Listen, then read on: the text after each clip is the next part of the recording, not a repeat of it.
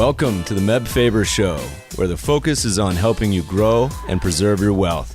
Join us as we discuss the craft of investing and uncover new and profitable ideas, all to help you grow wealthier and wiser. Better investing starts here. Meb Faber is the co-founder and chief investment officer at Cambria Investment Management. Due to industry regulations, he will not discuss any of Cambria's funds on this podcast. All opinions expressed by podcast participants are solely their own opinions and do not reflect the opinion of Cambria Investment Management or its affiliates. For more information, visit CambriaInvestments.com. Welcome, podcast listeners. It's getting down to the end of summer, but today we have a fantastic show for you. Our guest launched his investment advisory service back in the 1980s and just sold it a few years ago to NASDAQ. He's an author. He's written books. On top of that, he's been a regular guest on TV. He has something like 600 podcasts. OG podcast host. Frequently speaks to audiences worldwide on topics related to the stock market, technical analysis, relative strength, and momentum investing. We're excited he's joining us today. Welcome to the show, Tom Dorsey. Well, thank you so much. It's a pleasure to be here. So, Tom, you're in Richmond, Virginia. I feel a little sorry for you because I remember the summers on the East Coast were hot and sweaty and gross. And so I'm here in the AC in Los Angeles. But I want to talk about a lot today. But I thought we'd take it back, kind of like the Allman Brothers, back where it all began, go back to some of your origins. And as you started your career, I thought it was really interesting because in a number of your interviews and publications, you've said before that almost all of it dates back to you reading a book. Could you give us a little insight into what this book was and how it kind of changed your trajectory forever? Well, the interesting thing about that is the way life is. You know, you think back a number of years, different roads that you came across. Did you take them? Did you not take them? Another road you may have taken would, maybe you'd own a restaurant today. You never know. There are ships passing in the night all the time. And this is one of those things, such a low probability that happened. It dates back to when I was a stockbroker at Merrill Lynch back in the mid-1970s. Long story short, after my first year as a broker, I realized that I needed to be an expert at something in this business if I was going to succeed. And options were new. They had debuted a couple of years earlier. They were a new product for us as stockbrokers. That's what we were called back then. We weren't advisors. We were stockbrokers. And I chose options. And I learned options on weekends with a legal pad and a pencil. And I'm leading up to where this all happened. Later, at the end of 1970s, Wheat First Securities offered me an opportunity to come over to their company and develop and manage their first option strategy department. So I did that. Well, the first person that I hired, what's the probability of this? The first person I hired brought with him a book written by A.W. Cohen in 1947 called The Three-Point Reversal Method of Point-and-Figure Stock Market Trading. And he said, Tom, I'd like you to read this paperback. You'll understand how I think. You'll understand the operating system in my mind when I come to you with a stock or sector or the markets. And I said, fine, I'll be happy to do that. So I took that book to Virginia Beach that weekend with my wife, and I remember laying in bed and opening it up and reading the first paragraph of the introduction, and my life profoundly changed. And Meb, if you've ever had an epiphany in your life, you'll know what I mean, because that second I knew why I was here on earth and what I had to do the rest of my life. And that was to teach this methodology to my brothers and sisters. Now, here's what happened. I hadn't even learned it yet, but that first paragraph of the introduction brought me back to the most important course that I had in the university, was Econ 101. And I never once thought that that had anything to do with the stock market, because all we did was sell research. We sold fundamental research. If the research department had a rank number 1 on it, then you went ahead and sold it, because that was supposed to be a good company, and that was indicative of a stock that was likely to rise. Well, that wasn't the case. And when I read this first paragraph, it brought me back to Econ 101, and in particular, the irrefutable law of supply and demand. And I thought to myself, my God, I have arrived. If there's a holy grail of investing, this is it. Because in the end, no matter how you look at it, it's the irrefutable law of supply and demand that causes all price change. If there are more buyers and sellers willing to sell, price must rise. If there are more sellers than buyers willing to buy, price must decline. If buying and selling is equal, price must remain the same. There's nothing else. You can send that to MIT and have it macerated and put a square root over the top of it, but that's the end of it, the irrefutable law of supply and demand. And all of a sudden that night, the clouds on Wall Street cleared. I understood Wall Street for exactly what it was.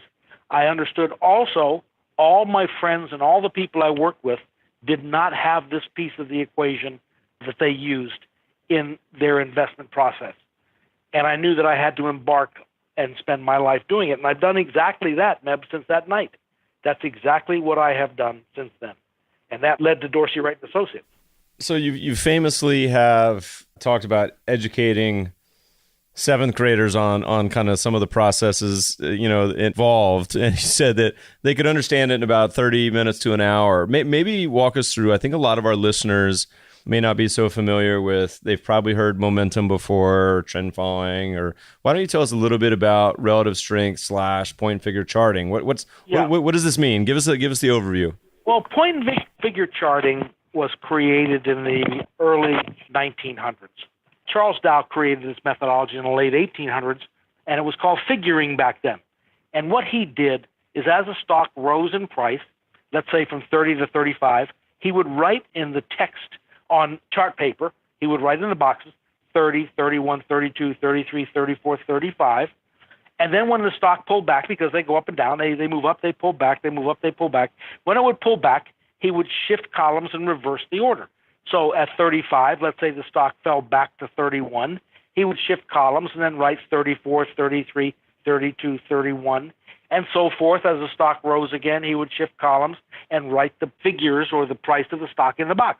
Well, early 1900s, they looked at this and said, it's a little difficult to see the up and down parts of this chart.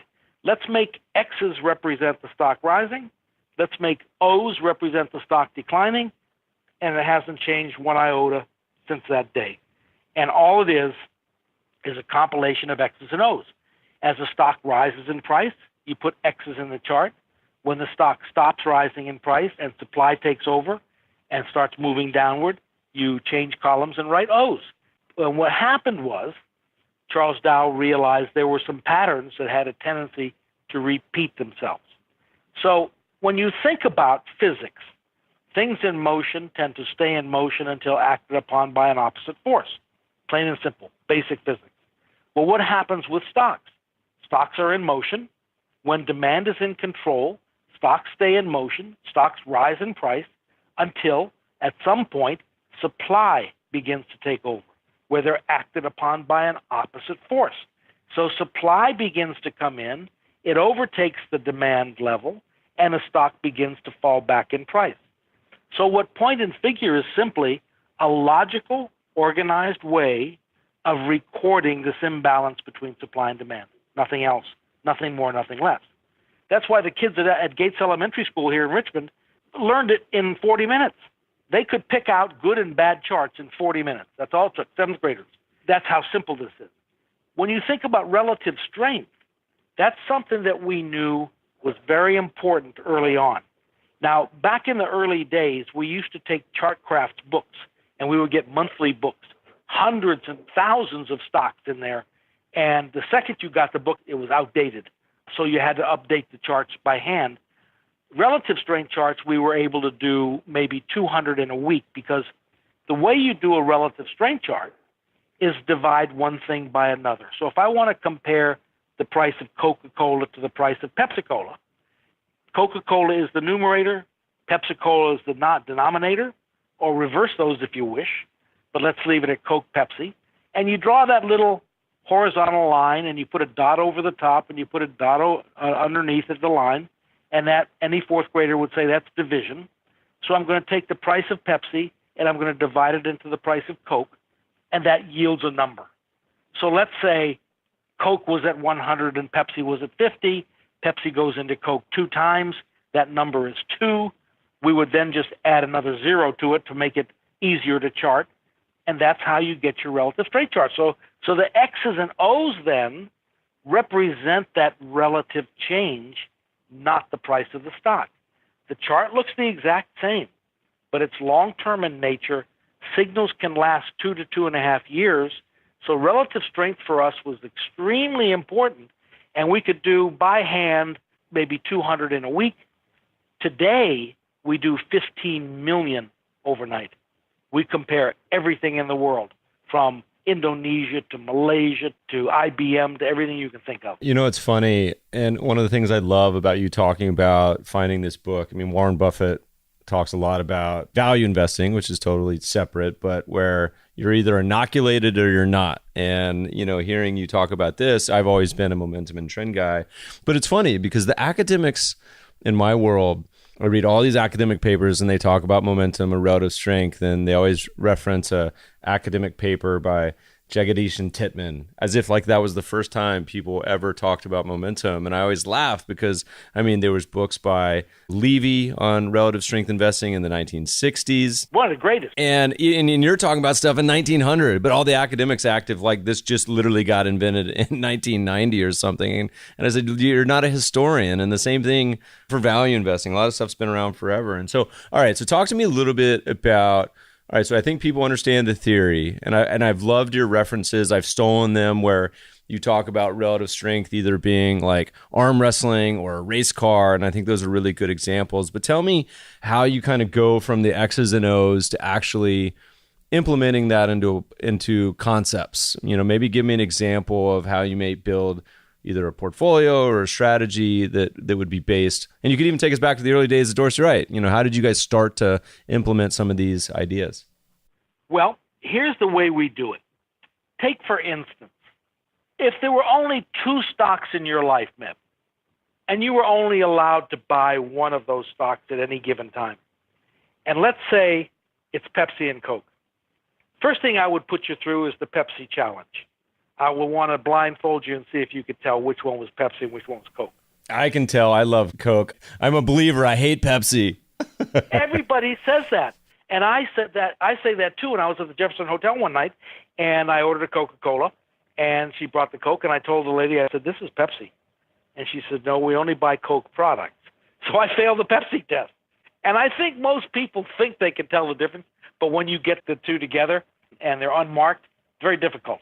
But let's go one step further and say, in this Pepsi and Coke example, I want to look at the fundamentals. Well, because value investors say, hey, the fundamentals should be strong. And if I went to Merrill Lynch and I looked at the fundamental report of Coke, it's probably a rank number 1. And if I went to, let's say, Wells Fargo, and I said, give me your take on Pepsi-Cola, probably rank number 1. 2 great companies in America. I mean, these represent America. So which one do you buy? Who knows? Either one. Both are fundamentally sound. Well, then we need to take this one step further. If I want a long-term play here, I'm going to create a relative strength chart, and I'm going to do it. The computer will do it automatically in 1 second, but I'm going to divide the price of Coke by the price of Pepsi. I get a number, and then I put that on the point and figure chart. If it's in a sell signal, i.e., a column of O's exceeding a previous column of O's, it's saying own the denominator.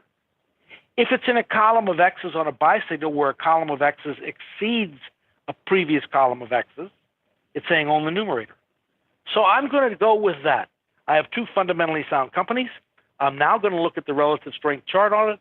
The relative strength chart of it is on a sell signal saying own Pepsi, and that would have been the case for the last 3 or 4 years to own Pepsi. The returns on that were significant.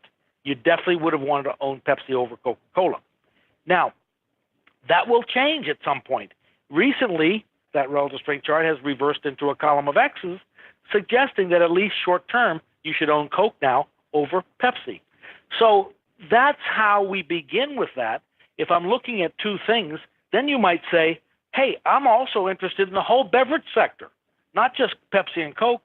Well, then that's fine. There are 70 different stocks in the beverage sector, and we would have to do that arm wrestling contest, i.e., create a relative strength chart, one versus every other one. So I'm going to create 1,400 relative strength charts, and by looking at that, I can automatically see who has the most buy signals, who has the most sell signals, and in that beverage sector, I can look at the top 5, the top 10, top 20. I can see them right there, after doing that basic children's arithmetic. So I go to the sector like that. Then a person might say, well, you know what? I'm interested in the U.S. market, everything that trades in America. We can punch a button, and the relative strength charts will come up with a list of the best relative strength there. So that's how we do it. It took us to get on the internet before we could actually do a lot of charts. I mean, we started with a Tandy 3000 back in 1987. I think that's in the Smithsonian Institute now. It doesn't run anything. And now, I mean, we're state of the art, so we can compare and contrast anything, and it automatically happens overnight. So on our system, if you pulled up IBM and you said, I'd like to see the whole sector's relative strength, show me a matrix of them all, you just press a button and it happens automatically. I love it. So as you developed Dorsey over the years, I think you famously said that you and your wife would, in the very beginning days, would be happy. Your goal was to get to $10,000 in your retirement account. And then you grew Dorsey to a manager with many employees, all sorts of indexes and funds that Dorsey ideas have been based off that are multi-billion dollars now. Talk to me a little bit about, I know there's some questions that listeners would immediately pop into their head. And the first one that I always get, and I would love to hear your perspective of, okay, Tom, I get it. This makes sense. Are you going to tell me that you're totally going to ignore fundamentals? Where does valuation come into play? How does all this impact? So I'd love to hear your response. No, I think that's beautiful because fundamentals answer the first question, what should I buy? That answers what? The technical side answers the question when. So as Warren Buffett is a value investor, fantastic. Mr. Buffett, please give me a list of all the value stocks that you think are of value, and I'll put them in our relative strength matrix, and I'll pick out the ones that are ready to move now. So I can be a value investor, but the last thing I'm going to do is be the typical value investor where I buy a stock that's of value, it fits in with that definition, and I sit back and wait for other people to see that I'm right. And that might be 5 or 10 years from now. I would rather take the list and find out those stocks that are ready and where demand is beginning to control them now. Again, stocks in motion or things in motion will tend to be in motion until acted upon by an opposite force. Stocks going down that are value stocks, they're fundamentally sound, but they're going down in price. Eventually something will happen if they stay in business where demand will take control. Well, if I'm watching that, and Yogi Berra once said this, he said you can observe a lot just by watching. If you keep watching and you set your systems today to watch for you, then you'll see these value stocks begin to change. So I can take any list of anything from Indonesia to Malaysia to Malta to France. It doesn't make any difference to me. You give me the list of the greatest things that you think there's some sliced bread, I'll put them into a matrix, and we'll find out which ones are the best. So that's the way you want to do it, is take the fundamentals and then work from there. And so as you guys started developing ideas and growing the company, and as ETFs came on the scene, maybe start to walk us through a couple of your concepts behind some of, I think, what you call smart indexing. And so whether, your thoughts about applying these ideas to portfolios, because so for a really long time, y'all's wheelhouse was educating advisors and providing tools for advisors, but now you also have the ability to say, hey, we'll partner with various firms like First Trust or NASDAQ, et cetera, where you'll say, we can launch products actually based on these. So maybe walk us through some of the ideas and or the evolution of Dorsey as a business as well. When you talk about exchange-traded funds, Meb, we're the first ones to be involved in it. The Philadelphia Stock Exchange and one Joseph Rosello put together the first exchange-traded fund that was called the SIP, the Cash Index Participation Unit. And what it was on the Dow Jones Industrial Average and the Standard & Poor's 500. This was the first time that we could actually buy an index, make a trade on an index itself. And I traveled with the Philadelphia Stock Exchange to an untold number of venues, and this was so well received, it was unbelievable. They ended up losing it to the Chicago Futures Exchange because what Philadelphia did is they backed this ETF with futures contracts, Dow Futures and S&P Futures. So the Futures Exchange won in court and took that product. It actually traded on the Philadelphia Exchange under symbol BIG for Dow Jones and S&P for Standard & Poor's. Well, that was the beginning of the exchange-traded fund, and we were there from the beginning. Once the funds began to really gain some strength, that was when Barclays Bank came in, the iShares, put money behind it. Another bank, I think it was State Street Bank, put a lot of money behind it. That's when it had the stay-in power. And with the exchange-traded funds, that put Dorsey Wright and Associates right in the middle, right in the beginning. iShares came to us, and we rolled out the iShares product throughout the United States. Here's my point, is that we were very early in the exchange-traded fund world, and that was a natural for us to come out with exchange-traded funds because we were already well-versed in it. Our first one that we came out with was the Dorsey Wright Technical Leaders. And again, we used relative strength. And all we did was, if you could do this by hand, is take 1,000 stocks, and out of those 1,000, pick the 100 that had the best relative strength. And then we overweighted some of the top ones, a very minute amount. And that's it, plain and simple. Every quarter, we do the same thing. The interesting thing that you can do with relative strength and momentum, too, that many people listening here with 401ks, is when you talk about momentum, and I'm going to get back on track in a second, is if you look at your 401k each quarter and you rank them, because in your 401k they give you a certain number of funds that they allow you to have, rank them as to performance, best performer to last performer. Take the top 5 performers and carry them forward to the next quarter. That's momentum. And you'll see that you'll probably outperform. It's the same kind of concept that we're doing here, except we use relative strength. Once a quarter, we're going to reevaluate the positions, put the best 100 in that PDP, and we go forward to the next quarter. And ETFs are totally transparent, so you can see everything that we have in there. There's no sleight of hand, nothing that you can't see. It's all right there. So we have come out with numerous ETFs, all kinds of things that can be mixed and matched and put into a portfolio. So let you get me back on track again. I don't want to go too far down on it. No, that's good because, a lot of people, they get so confused with this topic of active versus passive and indexing and smart beta and all these topics. And these probably fall under what category? How would you describe these? Well, smart beta is what they attached the name to. And I don't know anything smart about any of this stuff. It's all mathematical, computational, physics, basic types of things. But they call it smart beta. But what's interesting is, you mentioned, Meb, that people are beginning to get indexing. One of the things that we do is smart indexing. And you can read any number of articles today where it shows you statistically that 92% of active managers never outperform the S&P 500. And that's the S&P 500 cap weight. And an investor might sit back and say, wait a minute.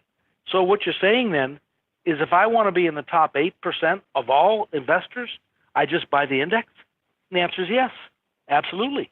However, if the index goes down by 20% next year and you have outperformed it by 1%, you still lost in your portfolio. You were down 19%. So there's more to indexing than you might think. And the first question I would ask a person is, do they think that the S&P 500 can outperform the S&P 500? And that might be a question. Well, that's a trick question. Can the S&P 500 outperform the S&P 500? And the answer is absolutely yes. There are two different S&P 500s. One is capitalization weighted, which is like Congress. The largest states have the most congressmen, California for one, against Rhode Island, which is a small state, has few congressmen. So there is more voice in California than there is in Rhode Island. However, we have the Senate too, which is equal weight. Every state gets 2 senators. Well, we have an S&P 500, the exact same 500 stocks that are equal weighted. So the smallest stock in the S&P 500 has just as much voice as the largest. Well, if you look back to the year 2000, and if I were to ask you, what do you think the performance was in the Standard & Poor's 500 for the last 18 years?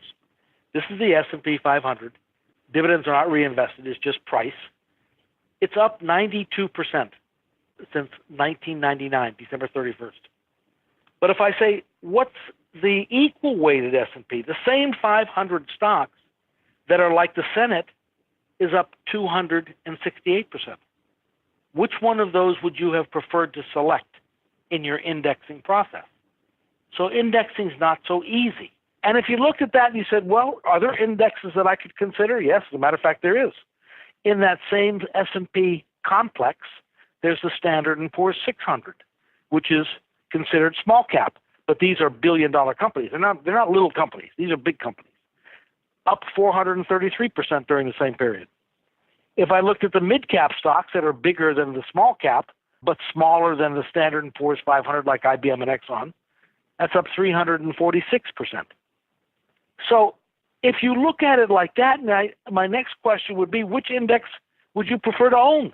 I mean, you want to be involved in indexing, but there's a lot of different indexes out there. And with these types of returns, I haven't even gone to a sector. I haven't picked a stock, none of those types of things. So if Mr. Jones is looking at indexing, and there are a number of different indexes that he could select, there's even the Standard & Poor's 500 growth, Standard & Poor's 500 value. There's the mid-cap value, mid-cap growth, small-cap value, small-cap growth. I mean, there's all kinds of indexes within the S&P world that he could select from. So it's not so easy. You know, you really would need an advisor who was well-versed in being able to ferret these out. So what we do is we simply take all of the items that you can find, the different type of Standard & Poor's or NASDAQ type, because many exchanges have their own versions of the S&P 500, and put those together, put the QQQs in, which is the NASDAQ index, and you've got a heck of a program there. Put it into a matrix and look at the relative strength. And you calculate relative strength the same way we talked about before. And here might have 11, 12, 13 different items, and you'd want to take the top 5, and then once every 6 months look back, because this is long term. This is not overnight types of things. So indexing can be a very interesting way to invest in what I call smart indexing, by taking all the indexes that are available to you and then using relative strength to determine which ones you're going to be invested in. It's pretty simple, straightforward.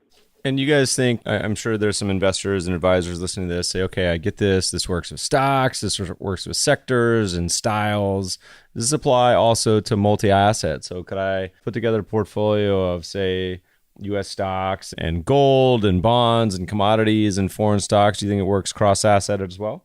Absolutely, absolutely, because I did that, Meb. I did a portfolio or a model, and I call it one-stop shop. In other words, I put all those things together, just like you mentioned. You got gold in there. You've got the emerging market, low volatility, high volatility. You got developed markets, all those together, the types of things that you would want, and it just stays there. Once a year, you rebalance it. Some things may have done really well, and you bring things back to normal once a year, and that's it. There's no changes. So yes, to answer your question, you're dead right, Med. You can do that. And so one of the things I think would surprise a lot of listeners is a lot of these models are actually not all that high frequency trading. I mean, some of these, I think you've mentioned, they don't have a whole lot of signals, which for most people is a good thing. And so what's the world look like to you today? Any areas in particular as we look around the landscape that show the most strength? Well, I'll tell you what, when you look at the market itself and you say, where's the strength? The strength's been in small caps. And that's been for a few years now. In fact, if you even look at the numbers I just gave you, and you go back 18 years, and you look at the SML, which is your small cap, Standard & Poor's 600 small cap, is up the most in the last 18 years. So small cap really has been the play over that long period of time. Have there been times in between there where periodically you should be long the larger cap or the mid cap? Yes, there are periods there. But as far as not trading is concerned and saying what's the long-term picture, small caps have been it. Mid caps have been next.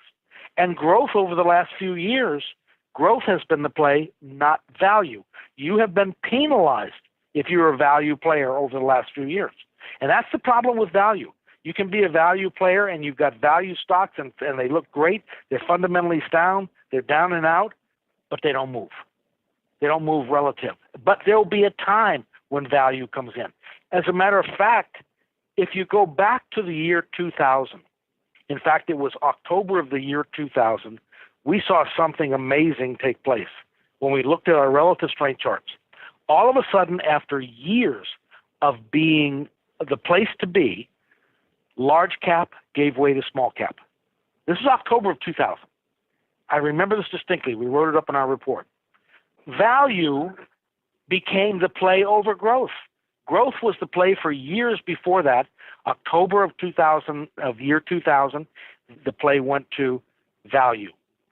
And equal weight from cap weight. It had been capitalization weighted, i.e. Congress, to equal weight Senate. So all you had to do at that point in time in 2000, October 2000, is buy a fund that was equal weighted, value, and small cap, and do nothing for the next 13 years, and you outperformed. So these things will change periodically, but they're long-term in nature. And to answer your question, small cap is still the play and has been for 18 years. So let's say you've been chatting with advisors for decades now, and this podcast has a lot of institutional and professional investors. What is sort of your message to them, and even individuals as well? They probably say, look, okay, I get it. I understand it now. I believe this message you're preaching. How do most people put it into practice? Do some people just go full all in, cannonball into the pool? I'm going to go relative strength on everything. Do most people say, you know what? I'm going to have my core buy and hold, and then I'm going to do satellite relative strength. What's the kind of advice what do most people, how do they apply all the various Dorsey Wright approaches? Well, just like you just mentioned, Matt, there's all kinds of different ways to go about doing it. One of the things is I am a big covered writer. And in other words, I buy stock and sell calls. 1/3 of my net worth is in covered writing. And it's in covered writing because it's the right strategy 68% of the time. When you think about a normal distribution, anything you're evaluating, if it's men's heights, women's blood pressures, whatever it is, it's going to fall. 68% will fall within one standard deviation above or below trend. Therefore, what it's saying is most things in the market are middling. They go up, they come back, they go down, they come up, but they hang around the center. Therefore, covered writing is the right strategy 68% of the time. That's why I do it with 1/3 of my portfolio. But what stocks do I use? They go through the filter of relative strength, as do their sectors go through the filter of relative strength. We want favored sectors. We want stocks in there that are also favored on a relative strength basis. So I want to put my ducks in a row for stocks that I feel are going to rise in price, all understanding that 68% of the time they don't. They hang around the middle. So covered writing is a way of doing that, but you're using this relative strength matrices and whatnot to determine what your inventory is going to be with that. Others do just like you said, take a core position. Here are the core stocks that I own. They're fundamentally sound. I want to own these in the portfolio, and we'll trade around those. There's so many different ways of doing it, but the end result has to be the irrefutable law of supply and demand. Somehow that has to be worked in there. Let's say you took a funnel and you stuffed that funnel full of all the research on Wall Street, all the talking heads on television, and you stuffed it down that and all the fundamental work, and you get down to the tip of the funnel. That's price. That's where price changes. You can take all the fundamental work and stuff it in there, but price has to change at the tip. So why not go directly to the tip? And that's what I have done, and that's what the real smart people 100 and some years ago have done, which would be Charles Dow in the late 1800s and others along the way, from A.W. Cohen to all kinds of different people. Nothing's new under the sun. They pretty much created it themselves back then. We should just have you launch the TOM ETF, which is the covered call writing version of the Dorsey Wright strategies. That'll be next up in the queue. That way you don't have to trade it on your own. Well, that's where we are today, Meb. Where we are today is electronics is actually can run a program. You should be able to run $1 billion portfolio from a cruise ship with an iPhone. Plain and simple. Yeah, it's true. Because the systems will automatically do it. When we put together a model, let's say it's a smart indexing model, I don't have to do anything until the system emails me and says, Tom, small cap growth has been replaced by small cap value, let's say. Okay, then I go into the portfolio, I make those changes. But the system automatically told me. What would be one step further is the system should automatically do that. When the change takes place, it will do it. I was just going to say, from someone who's implemented automated investing personally and for clients as well, I don't know why anyone would ever go back to kind of the shooting from the hip, just discretionarily running a portfolio. It seems like such a nightmare. It really is. But the thing about it, when you think in terms of electronics and technology running a portfolio, I don't mean that it's AI, artificial intelligence, that's become brilliant and is going to run the portfolio and decide what to do. We saw that with, who was it that had the Russian bonds collapse on them? Long-term capital management. Yeah, exactly. We've seen that type of thing happen before. What this is saying, what we're saying is, take what we would do by hand, and that hasn't changed in 30 years. What we do every day, you could do by hand. And we did do it by hand. We used to update 2,500 charts a day by hand. All we do now is let the computer do it. The computer just brings the speed to do what we do that we would have done by hand.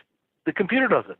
So if we would have said by hand, take out the Standard & Poor's growth and put in the Standard & Poor's value, that would automatically happen by the computer. That's something that we would have said ourselves by hand. The computer just does it automatically. That's where we are today. So it doesn't have to be AI. It can be the same things that we would do automatically ourselves by hand and just tell the computer to do it. It's just like telling the computer now. Let's say I had a portfolio of stocks, and I took every one of those portfolios and I set an alert.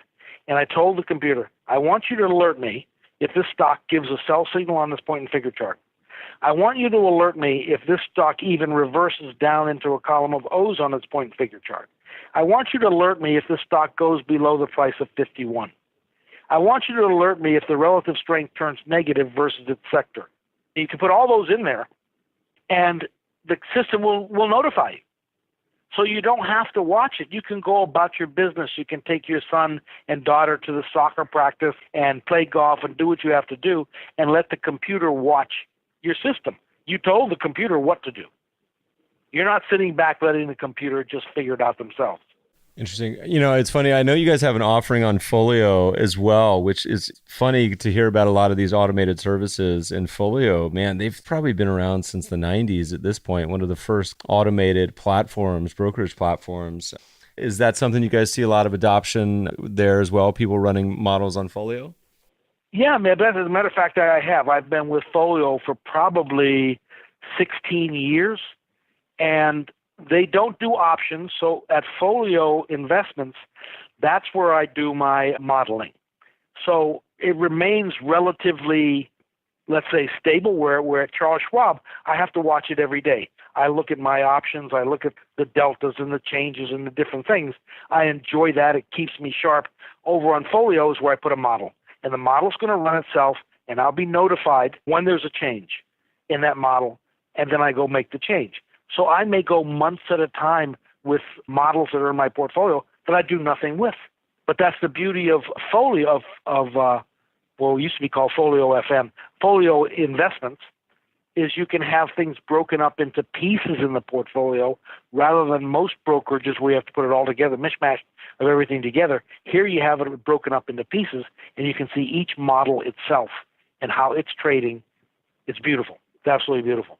Talk to me real quick about the behavioral challenges of relative strength investing. We often say that the challenge for a lot of people that do buy and hold is the big bear markets where they're just not doing anything and they watch 10, 20, 40, 50+% of their money go away.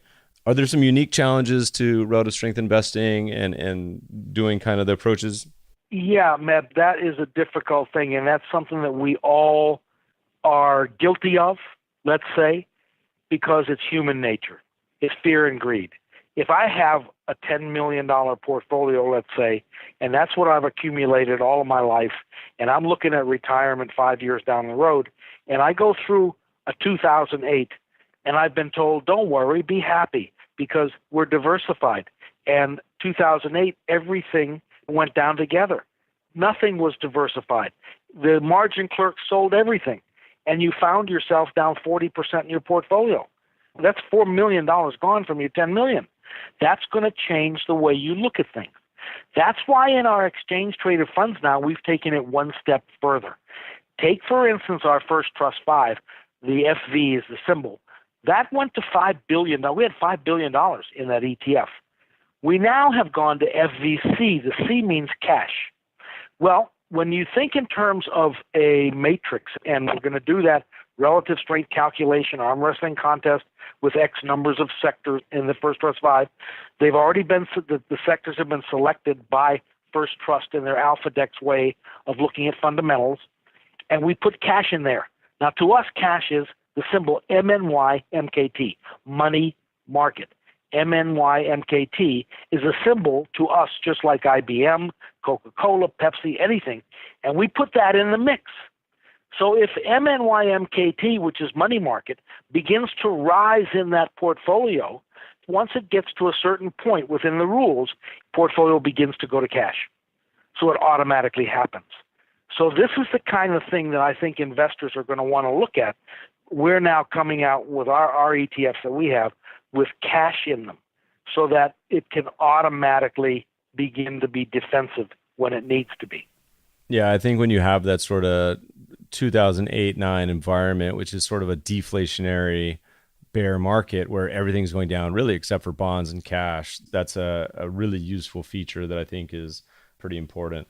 Talk to me a little bit about, you've been in the business 20, 30, 40 years. 45 years. 45 years, my goodness. And you're still at it. What's got you excited? What do y'all have some of my favorite people in the world, or Dorsey Wright on the research side. What are you guys working on these days? Anything in particular that's got you excited? Maybe you guys have started publishing relative strength on the cryptocurrencies. What's in the labs over there? Well, in the laboratory, you're right, is crypto. We began to make a move into crypto. We have programmers here, and one in particular that I think is the premier in crypto. It's a natural. We're putting the charts in the system right now. We're getting all the charts up, and we're going to become experts in crypto as best you can in that area. If you ask me today, what's crypto and what coin should I be in, I couldn't tell you. But once we have the charts in, that's where we're going to be able to watch and see which ones are doing well, which ones aren't. And this is going to be a work in progress because crypto reminds me of back in the 70s when I first began to become well-versed in options. Options were so brand new in the 1970s, none of us knew anything about them. There were no books written on the subject. And options were like crypto now. We had to learn them, and we had to learn them by hand. Now options are so mainstream, if you just go to tastytrade.com, you can learn everything you want to know about options, and that's on YouTube. So crypto is the same way. You're beginning to get crypto management companies, crypto advisory companies, and I think this subject is here to stay, no question about it. So we're going to become experts in it and what we do. It's funny because I can't think of an area that would be more uniquely suited to relative strength than currencies that have literally no fundamentals. It's just driven by price. So there's probably no better application for your relative strength algorithms than applying them to crypto. Sadly, though, year to date, and this week is a great example, there's going to be a lot of relative strength to the downside. A lot of these things have been going straight down, but who knows? It'll be fun to watch. Yeah, it's not for the faint of heart, Meb. I'll tell you. And people that get into it, you want to put a small amount into it, and I mean a small amount, not something where you put 100,000, 200,000 into it, unless you've got $1 billion. But you want to put a small amount, get your feet wet, and better get your feet wet once we get our charts up and we're able to begin doing some advising on it. But it's a new frontier. It's a new frontier, lots of risks, and not unlike the option business back in the 70s. But now the option business has become fully realized.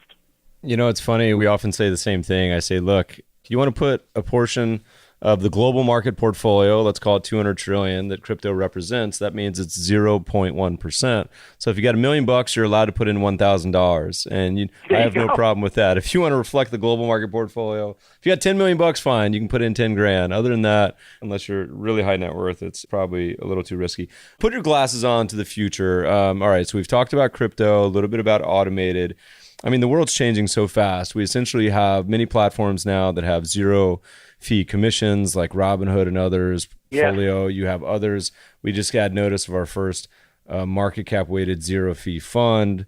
As you look out to the horizon of the future of investment management, of product development, anything in our world, is there anything that you kind of are thinking about in general, or predict the way things are going to change, or is it just more of the same? What's on your brain?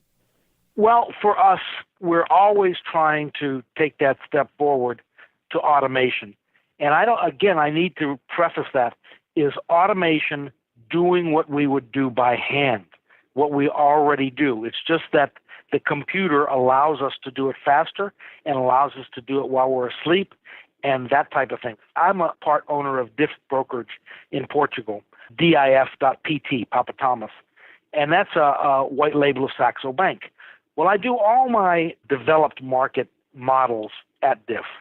And the way we do them is I'll simply tell them, I'll email them and say, I want to own, let's just take this out of the air. I want to own France. I want to own Germany. I want to own Switzerland. I want to own Sweden in Swedish coronas. I want to own London in British pounds, Switzerland in Swiss francs, Germany in euros, France in euros, and buy my models. Okay, so we'll split up your money and we'll buy those models.